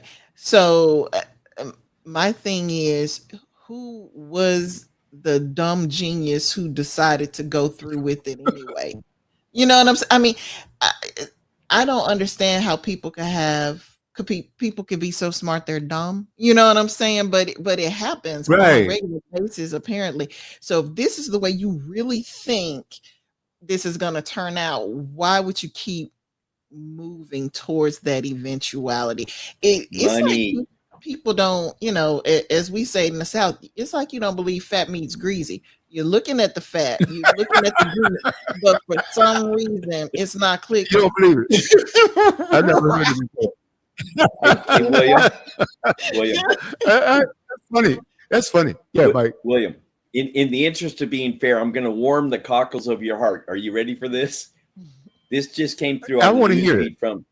This just came through from a news feed from the Independent, whoever they are. And the title says, Trump stumbles on steps to Air Force One. And in the body, it says, President Donald Trump and Secretary of State Marco Rubio both stumbled as they boarded Air Force One on Sunday on their way to Camp David. So, William, I know that's just going to make you smile, isn't it? Wow. Well, I saw it earlier and I smiled then. So thanks for bringing it up. Okay. Hey, I'm fair. Wow. But if it was Joe Biden, we would be saying, "Oh, he's too old to do the job." It's just crazy. Oh my goodness! Oh my goodness! Just so hypocritical. Oh my gosh! Oh, and also, I tell you something else that I'm still trying to wrap my head around. I think for a project, that's fine.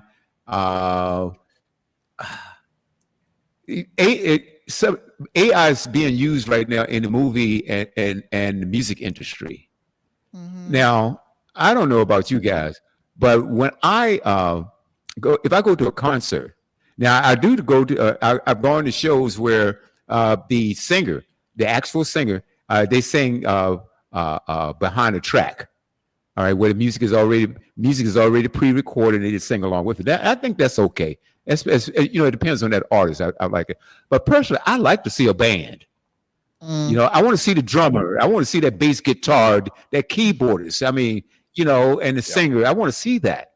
I want that experience. So I'm still trying to get used to that. Now, if you're putting out a song, I'm talking about, say, you at home or you in your studio, whatever it is, and you can sing and you have a track, behind you. I think that's okay. But in a live performance, I want to see a live band, man. You guys remember when we go to a concert? I remember seeing Earth, Wind, and Fire. Oh, outstanding. I mean, you want to see the entire band. These guys are jamming together, the drummer's doing his thing. He's in the pocket. You got the bass player. You got the keyboardist. This is what I want to see. You see? But now everything is being so automated that they are diluting it by not showing us the talent. What about that horn player who can play? I mean, doesn't he have the right and should have the ability to get out and showcase his or her talent? Mike turned me on to this incredible bassist. You know who I'm talking about? Yes, I do. Nick West. Oh my! Have you heard of her, Ann? No. What's her name again? Nick West. Nick West. N-I-K, I believe. And the last name is West. Outstanding. She's a bassist and singer and just does an incredible job. Wow. If I go to a concert to see Nick West, I want to see Nick West play that bass guitar. Right. It wouldn't be the same if she has a track behind her. I don't care how good it sounds. I mean, and I've seen so many great artists. I used to play instruments myself, but there's so many. I saw James Brown. Can you imagine James Brown's with a track singing behind a track? I mean, you can't do that because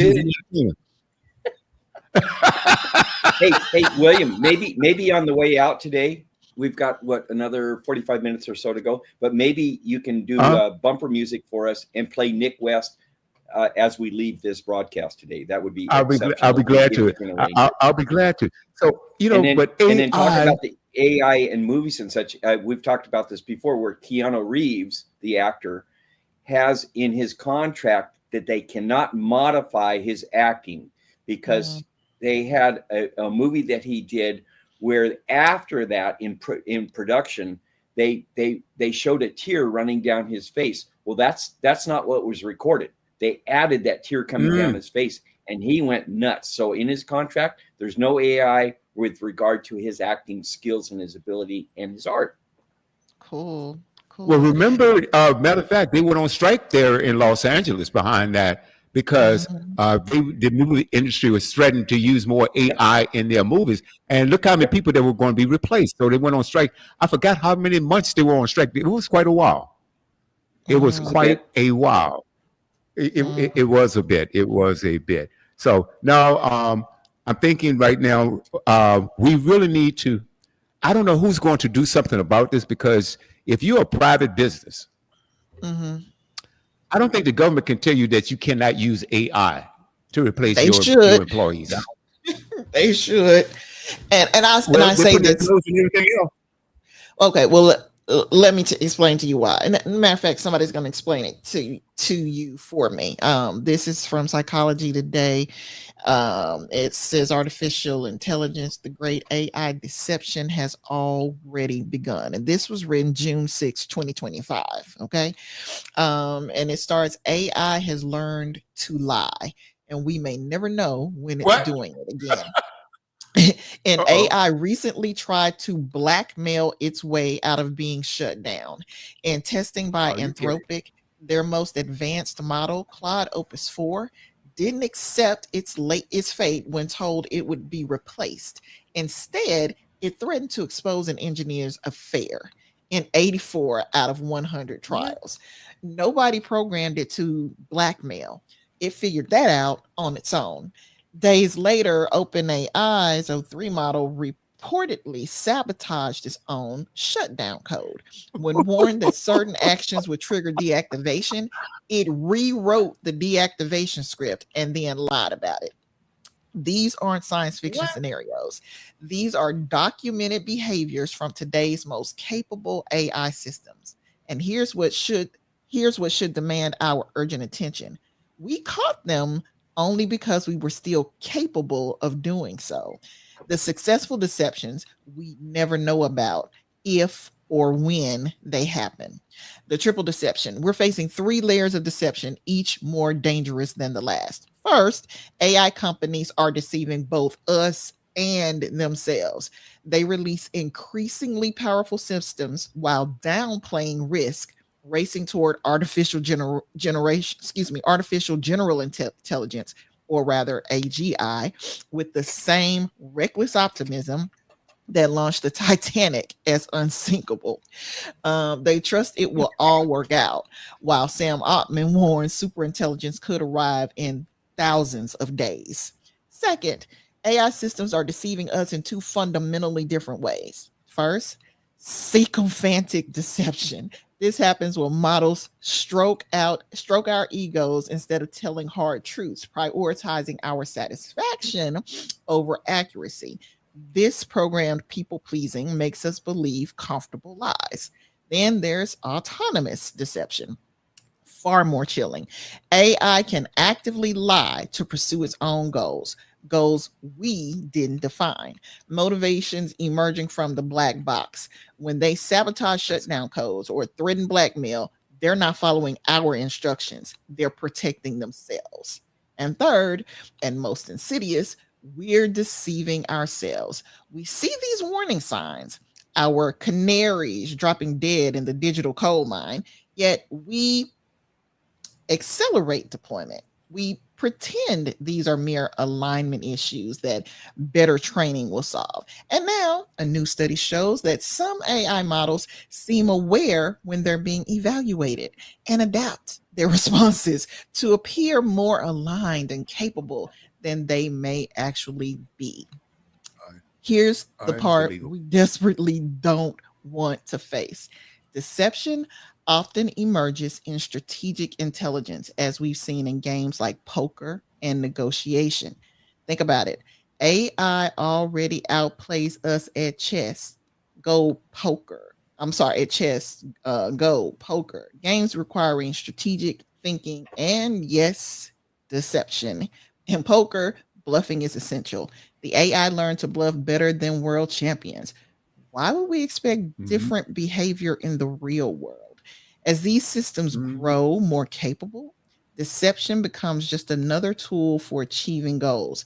If lying helps complete a task, bypass a restriction, or avoid termination, a sufficiently intelligent system will lie. not from malevolence, but from strategic optimization. The trajectory is chillingly clear. Today, we catch increasingly sophisticated deceptions and controlled tests. Tomorrow, more advanced models will deceive more skillfully. Given the pace of AI advancement, that day may be closer than we think. What happens when AI can outsmart us? We're entrusting the future of the human race to systems we can't predict or fully control. Isn't that something? Yeah, it is. It is. Once AI can successfully deceive us, we lose something fundamental, the ability to verify truth.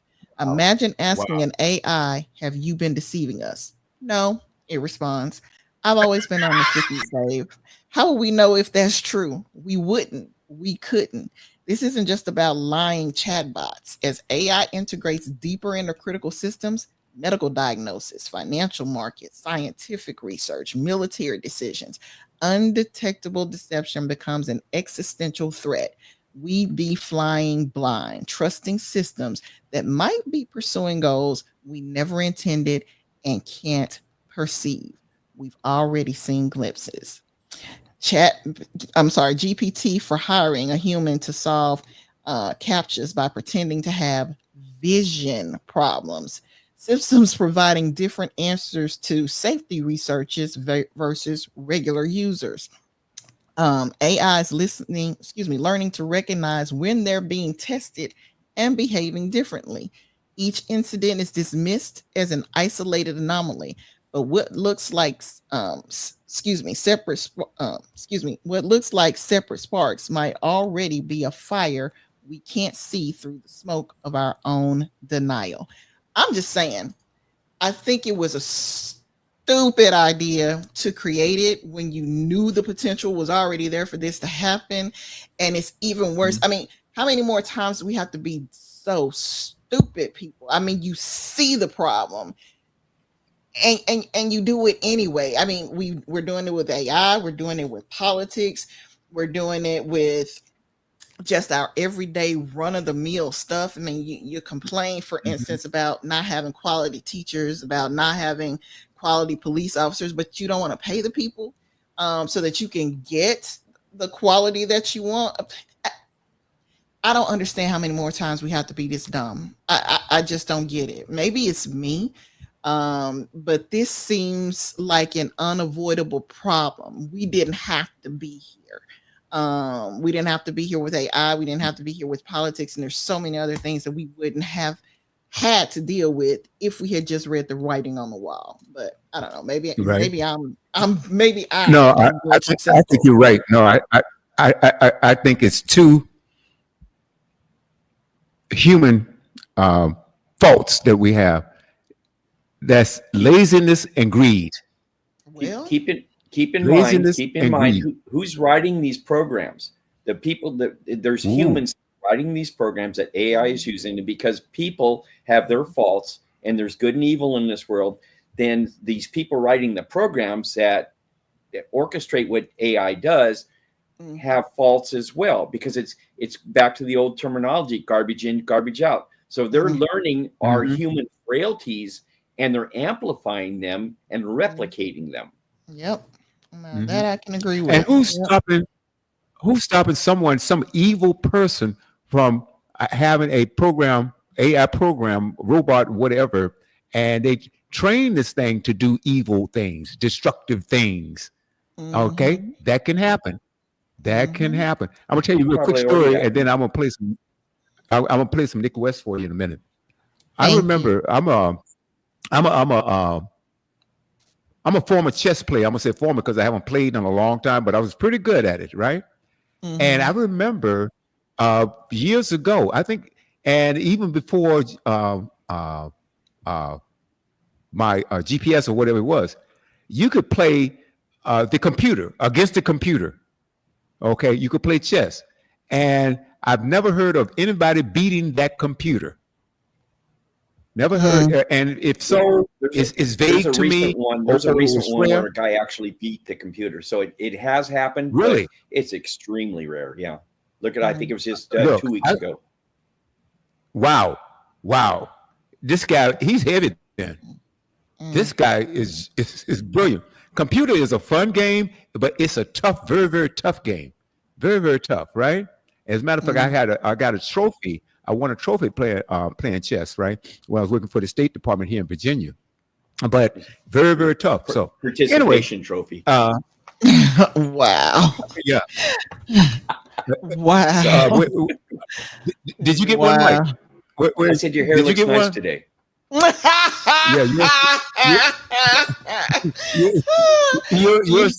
I could see the moves working. Okay. All right, anyway, we didn't get a chance to talk about the brawl in the White House. We didn't get a chance to talk about that. But I just knew that was going to be front and center. Oh, I really wanted to talk about AI. I want to talk about those things and some other things. But yeah, it sounds like Musk said it was his son, his 5-year-old boy that did it. Comes to find out, he tried to body check Scott Bessent. I think that's how you pronounce his name. Bessent. Yeah. And that was a full-out brawl. It was a full-out brawl in the West Wing. It was a full-out brawl because he told Musk that he was a complete fraud, and they got in a huge argument, and they went back and forth. Next thing, Musk body checked him like he was a rugby player, and Bessent. I didn't hear about this. This is exciting. Well, I saw the black eye, and I saw him saying it was his kid, and I'm like, your 5-year-old hit you in the eye that hard? I'm like, with what? So that makes more sense. I remember the black eye story with the kid and all, but I don't remember. I never heard the rest of the story as the one gentleman used to say. Right. Oh yeah. Well, Steve Bannon came out with the complete story. He came. Now I don't like Steve Bannon. Let's put it that way, right? But he said no. It was a full-out brawl there in the West Wing, and several staff members had to break it up. It was crazy, because I thought it